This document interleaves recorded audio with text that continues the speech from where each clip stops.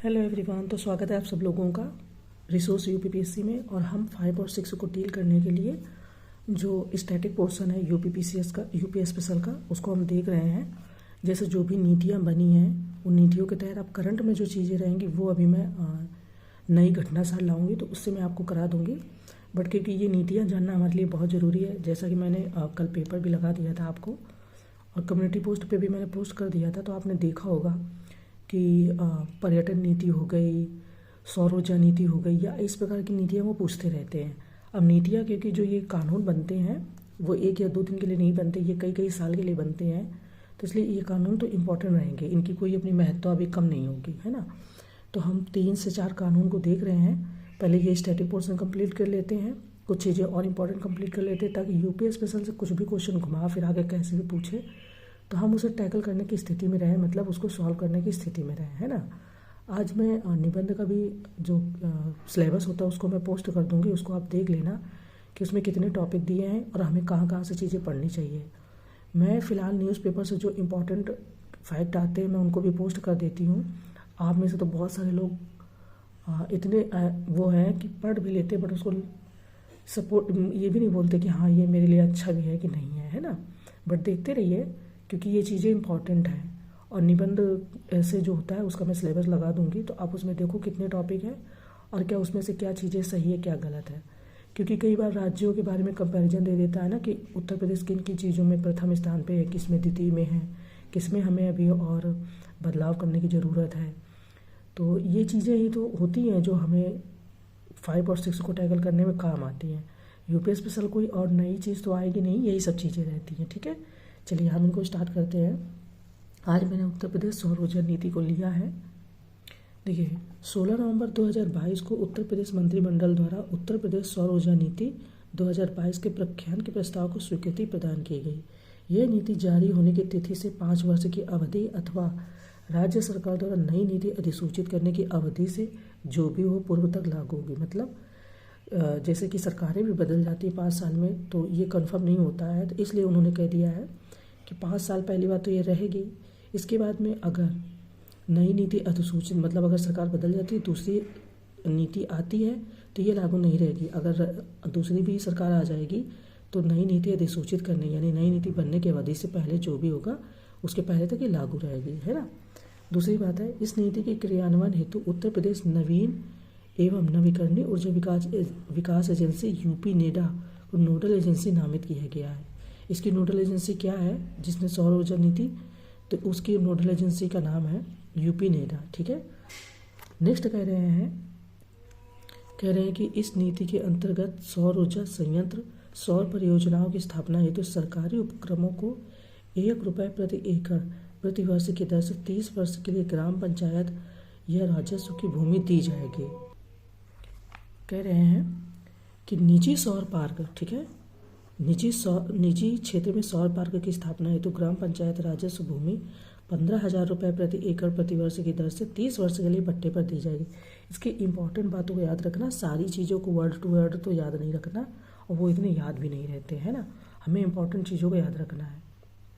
देखिए कह रहे हैं कि इस नीति के तहत उत्तर प्रदेश में आगामी 5 वर्षों में सौर परियोजनाओं से 2200 मेगावाट विद्युत उत्पादन का लक्ष्य रखा गया है। इसमें सौर पार्क की स्थापना से 14,000 मेगावाट, सोलर रूफटॉप आवासीय क्षेत्र से 4500 मेगावाट, सोलर रूफटॉप गैर आवासीय संस्थान से 1500 मेगावाट तथा पीएम कुसुम योजना घटक सी फर्स्ट और C2 से 2000 मेगावाट विद्युत उत्पादन का लक्ष्य शामिल है। अब इसमें से कुछ चीज़ें इंपॉर्टेंट हैं। कह रहे हैं कि उत्तर प्रदेश मंत्रिमंडल ने निजी आवासों पर नेट मॉनिटरिंग व्यवस्था के साथ ग्रिड संयोजित सिस्टम की स्थापना पर केंद्रीय वित्तीय सहायता के अतिरिक्त राज्य सरकार की तरफ से ₹15,000 प्रति किलोवाट, अधिकतम ₹30,000 प्रति उपभोक्ता के राज्य अनुदान की अनुमान्यता को भी स्वीकृति प्रदान की है। सरकारी संस्थानों और समस्त शिक्षण संस्थानों के भवनों पर नेट मीटरिंग के साथ सोलर रूफटॉप अनुमन्य किया गया है। मंत्रिमंडल ने सौर ऊर्जा इकाइयों की स्थापना हेतु खरीदी अथवा लीज पर ली जाने वाली जमीन पर देय स्टाम्प शुल्क में 100% छूट के साथ ही इलेक्ट्रिसिटी ड्यूटी से 10 वर्ष तक के लिए छूट प्रदान करने की अनुमति प्रदान की है।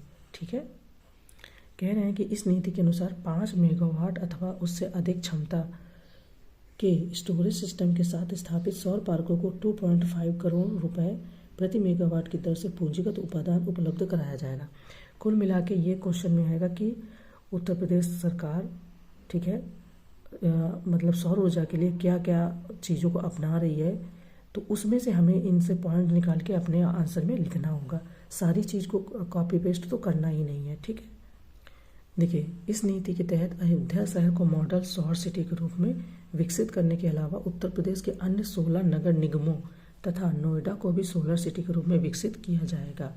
इसके तहत संबंधित शहर की पारंपरिक ऊर्जा की अनुमानित कुल मांग की न्यूनतम 10% बिजली शहर क्षेत्र में स्थापित सौर ऊर्जा संयंत्रों से पूरी की जाएगी।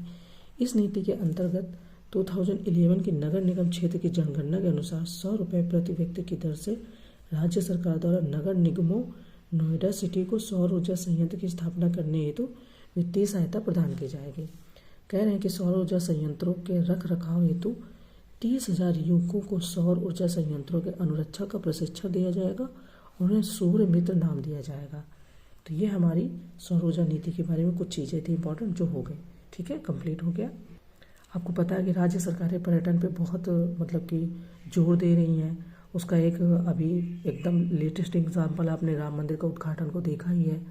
वो सब क्यों किया जा रहा है? क्योंकि पर्यटन को बढ़ावा दिया जा सके। अगर आपका राज्य तटीय नहीं है, आपके राज्य में और चीज़ों की ज़्यादा संभावना नहीं है, तो फिर जो चीज़ों की संभावना है सरकार उस पर भी जोर देती है ना, क्योंकि आपको अपने राज्य का राजस्व बढ़ाना है, विकास करना है। विकास कार्य के लिए आपको, चले नेक्स्ट को देखते हैं। नेक्स्ट है उत्तर प्रदेश पर्यटन नीति 2022। 16 नवंबर 2022 को उत्तर प्रदेश मंत्रिमंडल ने प्रस्तावित उत्तर प्रदेश पर्यटन नीति 2022 को मंजूरी प्रदान की। इस नीति ने उत्तर प्रदेश पर्यटन नीति 2018 का स्थान लिया। अब देखिए, पहले 2018 की नीति थी, उसका स्थान लिया है ना। इस नीति की प्रभावी अवधि नीति लागू होने की तिथि से 5 वर्ष तक है। 1 फरवरी 2018 के बाद पंजीकृत निर्माणाधीन अर्धनिर्मित, निर्मित व असंचालित इकाइयां जिन्होंने पर्यटन नीति 2018 के अंतर्गत पंजीकरण कराया है, इस नीति के अंतर्गत अनुमन्य लाभ की पात्र होंगे। नेक्स्ट कह रहे हैं कि इस पर्यटन नीति में budget, hotel, heritage, hotel star वर्गीकृत hotels, heritage, home stay, eco tourism इकाइयाँ, कैरावेन यूनिट और पार्किंग स्थल, सम्मेलन केंद्र, प्रेक्षागृह, सांस्कृतिक केंद्र, इको रिजॉर्ट, प्राकृतिक योग चिकित्सा केंद्र जैसी कुल 22 एक्टिविटीज़ को पर्यटन सत्कार इकाइयों की श्रेणियों का दर्जा प्रदान किया गया है। इस नीति के तहत नए पर्यटन गंतव्यों Ramayana circuit, Krishna Braj circuit, Buddhist circuit, wild life एवं eco tourism circuit, Bundelkhand circuit, Mahabharat circuit, Shaktipeeth circuit, आध्यात्मिक circuit, Sufi Kabir circuit, Jain circuit, craft circuit और स्वतंत्रता संग्राम सर्किट का विकास किया जाएगा। उत्तर प्रदेश पर्यटन विभाग के साथ पंजीकृत सभी स्टार वर्गीकृत होटल, रिजॉर्ट व परिभाषित पात्र पर्यटन परियोजनाओं को आतिथ्य उद्योग का दर्जा प्रदान कर परियोजनाओं को प्रोत्साहन सब्सिडी छूट प्रदान की जाएगी। पर्यटन विभाग में पंजीकृत वर्गीकृत मतलब वही चीज़ें हो गई। तो ये नीति आपकी इस तरीके से काम करेगी। सबसे इम्पोर्टेंट कि 2018 का इन्होंने इस नीति ने स्थान लिया है। तो ऐसे सरकार चीज़ों को प्रोत्साहन दे रही है, ब्याज जो भी ब्याज लगता है उसमें छूट दे रही है, सब्सिडी की भी व्यवस्था कर रही है ना। इन्होंने बताया, जैसा कि इस नीति में बताया गया है कि पर्यटन नीति अंतर्गत श्रेणियों के लिए पूंजीगत अनुदान के साथ साथ पर्यटन इकाइयों को ब्याज, सब्सिडी, स्टाम्प छूट तथा अन्य प्रोत्साहन प्रदान किए जाएंगे। राज्य पर्यटन पुरस्कारों और एकल खिड़की प्रणाली का प्रावधान भी इस नीति के अंतर्गत किया जाएगा। क्यों ये सब किया जाएगा? ताकि टूरिज्म को बढ़ावा दिया जा सके। ठीक है, तो राज्य सरकारें अपने अपने स्तर पे ये चीज़ों को करती हैं, तो उन्हीं चीज़ों को हमें तैयार रखना है। ओके, देखिए, जैसे कि अभी हमने सौर ऊर्जा नीति देखी, अब केंद्र के तर्ज पर ही राज्य सरकारें भी ये सब चीज़ों को बढ़ावा दे रही हैं। अब क्वेश्चन आ जाएगा, क्योंकि निवेश मतलब जो भी निवेश आकर्षित करने के लिए आपका सम्मेलन या मीटिंग टाइप की होती है। जैसे ही आपकी 2023 में सम्मेलन हुआ, मीटिंग हुई निवेश को आकर्षित करने के लिए, क्वेश्चन बनकर आया था। ठीक है, तो इसी तरीके से सौर ऊर्जा पर, जैव ऊर्जा नीति पर काम किया जा रहा है। अब इससे फ़ायदा क्या होगा, ये सब क्यों किया जा रहा है, तो इसका क्वेश्चन आता है कि इससे राज्य सरकारों को क्या फ़ायदा है या अपने स्तर पर राज्य सरकारें क्या कर पाती हैं। तो देखिए हमें कुछ कुछ मोटा मोटा आइडिया रहेगा तो हम और चीज़ों को थोड़ा सा कह कर भी सकते हैं। जब हम पढ़ेंगे ही नहीं, हमें पता ही नहीं होगा, तो हम क्या बताएंगे। कह रहे हैं कि 27 सितंबर 2022 को उत्तर प्रदेश मंत्रिमंडल ने उत्तर प्रदेश राज्य जैव ऊर्जा नीति 2022 को स्वीकृति प्रदान की। अब 2022 को स्वीकृति प्रदान है, इसका मतलब अभी 23-24 में तो ये खत्म नहीं हो जाएगी नीति, ठीक है। इस नीति से प्रदेश में 5500 करोड़ रुपए का निवेश प्राप्त होगा, ठीक है। नई नीति पूर्व की नीतियों की कमियों को दूर कर प्रदेश में जैव ऊर्जा उद्यम स्थापित करने की संभावनाओं को अंतिम रूप देने के लिए बनाई गई है। नई नीति की अवधि 5 वर्ष तक होगी, ठीक है। कह रहे हैं कि इस अवधि के दौरान स्थापित होने वाली जैव ऊर्जा परियोजनाओं, कंप्रेस्ड बायोगैस, बायोकोल, बायोइथेनॉल तथा बायोडीजल को भारत सरकार की नीति योजना के अतिरिक्त उत्पादन पर प्रोत्साहन प्रदान किया जाएगा। अब क्यों ये सब किया जा रहा है, आपका क्वेश्चन होना चाहिए कि ये बायोगैस, बायोकोल, बायोइथेनॉल, इस पर सरकारें क्यों जोर दे रही। क्योंकि आपको पता ही है कि 2070 तक हमें अपने लक्ष्यों को प्राप्त करना है, कम से कम हमें कोयले का प्रयोग करना है ना, स्वच्छ ऊर्जा की ओर बढ़ना है। तो इसलिए सरकारों का ये सब पे जोर है, चाहे वो केंद्र स्तर पर हो चाहे वो राज्य स्तर पर हो। इसे और क्या क्या हो सकता है, तो वो सारी फैक्ट को हमें बताने हैं। इस नीति के तहत कंप्रेस्ड बायोगैस उत्पादन पर 75 लाख प्रति टन की दर से अधिकतम 20 करोड़ रुपए तक की सब्सिडी प्रदान की जाएगी। नेक्स्ट है कि बायोकोल उत्पादन पर 75,000 रुपये प्रति टन की दर से अधिकतम 20 करोड़ रुपए तक तथा बायोडीजल के उत्पादन पर 3 लाख रुपए प्रति किलोलीटर की दर से अधिकतम 20 करोड़ रुपए तक की सब्सिडी प्रदान की जाएगी। कह रहे हैं कि जैव ऊर्जा नीति के प्रचार प्रसार के लिए प्रति जनपद 1 लाख रुपए की दर से बजटीय व्यवस्था का प्रावधान भी इस नीति के अंतर्गत किया गया है। तो इसलिए ये सब चीज़ें अपने आप में इम्पोर्टेंट हो जाती हैं, ठीक है। देखिए कुछ चीज़ें हम ये देख लेते हैं। आपने देखा RO में, और इसके पहले PYQ भी देखा होगा। तो ये क्वेश्चन इस तरीके से बन के जरूर आते हैं, ठीक है। शायद RO में आया था या PYQ में ही मैंने देखा कि फर्रुखाबाद में क्या बनता है। कन्नौज का तो फिर भी फेमस है, पर कई जगह की फेमस चीज़ें नहीं होती हैं और क्वेश्चन में आ जाते हैं। तो 1 या 2 नंबर मतलब 1 क्या 2 या 4 नंबर से क्वेश्चन तो आते ही आते। अगर बिल्कुल भी नहीं आएंगे तब भी 2 क्वेश्चन तो आराम से आते हैं। तो हम पहले इनको देख लेते हैं इस तरीके से। देखिए दरी निर्माण कहाँ कहाँ पर होता है, हमें 1 ही 2 जिले पता होते हैं, और जब उसमें कुछ नया आता है तो हमें लगता है कि ये तो हमने पढ़ा ही नहीं, शायद ये गलत होगा। पर क्योंकि कई जगह वो काम होता है, इसलिए वो चीज़ को ध्यान रखना है। दरी निर्माण आपका सीतापुर में होता है, बरेली में होता है, आगरा में भी होता है, अलीगढ़ में होता है, इटावा में होता है, मिर्ज़ापुर में होता है और शाहजहाँपुर में होता है। गलीचा निर्माण ये आपका आगरा, वाराणसी, भदोही और मिर्ज़ापुर। ज़्यादातर टीचर या लोग बताते हैं, जो हम लोग कभी कभी पढ़ते भी हैं, तो भदोही और मिर्ज़ापुर ही पढ़ते हैं, या बहुत ज़्यादा तो वाराणसी। आगरा का हमने नाम नहीं सुना होता कि गलीचा निर्माण आगरा में होता है। तो फिर कई बार ये मतलब कि वहाँ पे कन्फ्यूजन पैदा कर देता है। दिया सलाई उद्योग की बात करें तो ये आपका, ठीक है, दिया सलाई उद्योग आपका बरेली, सहारनपुर, प्रयागराज, मेरठ और रामपुर में होता है। साबुन उद्योग की बात करें तो ये आपका कानपुर, आगरा, मोदीनगर, गाजियाबाद और मेरठ में होता है इसका काम। देखो चीनी मिट्टी के बर्तन की बात करें तो ये आपका खुर्जा, बुलंदशहर, गाजियाबाद, ठीक है, यानी कि 3 जगह, खुर्जा, बुलंदशहर, गाजियाबाद। नल के पाइप तो ये आपका प्रयागराज, कानपुर, लखनऊ। औषधि निर्माण की बात की जाए तो कानपुर, झांसी, लखनऊ, सहारनपुर। टॉर्च निर्माण की बात करें तो लखनऊ। रंग रोगन एवं वार्निश की बात करें तो कानपुर, मेरठ, मोदीनगर, बरेली, लखनऊ। नेक्स्ट है सिगरेट निर्माण, ये आपका सहारनपुर एवं गाजियाबाद। हथकरघा एवं सूती वस्त्र मेरठ, देवबंद, धामपुर, सिकंदराबाद, टाडा, मगहर, मऊ, मुबारकपुर। कंबल निर्माण की बात करें तो मुजफ्फरनगर, नजीबाबाद, लावड़, मेरठ। लकड़ी का फर्नीचर की बात करें तो हाथरस, वाराणसी, सहारनपुर, बरेली। लकड़ी पर नक्काशी की बात की जाए तो सहारनपुर और नगीना।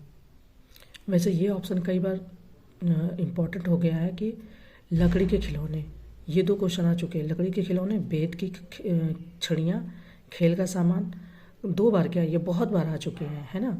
तो लकड़ी के खिलौने आपके लखनऊ और वाराणसी, बेत की छड़ियाँ बरेली, खेल का सामान आगरा, मेरठ, पीतल और कली के बर्तन वाराणसी, मिर्ज़ापुर, फर्रुखाबाद, यही आया था वहाँ पर क्वेश्चन में, ठीक है। हाथरस, अतरौली, मुरादाबाद, शामली, हापुड़ और बड़ौत। बर्तनों पर कलई एवं नक्काशी की बात करें तो मुरादाबाद और मिर्ज़ापुर। पीतल के ताले, सरौते, चाकू, कैंचिया एवं छुरे, तो ये आपके हाथरस, मथुरा, अलीगढ़ एवं मेरठ। देखिए, पीतल की मूर्तियों की बात की जाए तो ये आपकी केवल मथुरा में है। लोहे के पाट की बात की जाए तो सहारनपुर और आगरा में। जरी, चिकनकारी और गोटे का काम बात की जाए तो लखनऊ और वाराणसी में। हाथ से कागज बनाना, अब हाथ से कागज और लुगदी इस तरीके से क्वेश्चन आया था। यह आपका मथुरा, कालपी एवं कागजी सराय।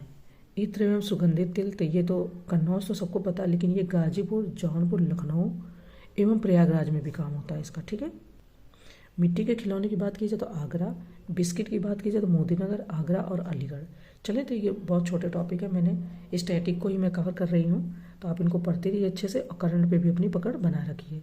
और मैं सिलेबस को भी पोस्ट करूँगी तो आप उसको भी देख लो ताकि आपको अच्छे से पता रहे, ठीक है। आई होप बहुत सारे लोगों को तो पता ही होगा, पर फिर भी जो नए जुड़ रहे हैं वो सिलेबस को माइंड में रख के पढ़ाई करेंगे तो सही रहेगा। चलिए, तो मिलते हैं फिर नेक्स्ट वीडियो में, टेस्ट सीरीज़ को फिनिश कर लेंगे। तब तक के लिए थैंक यू।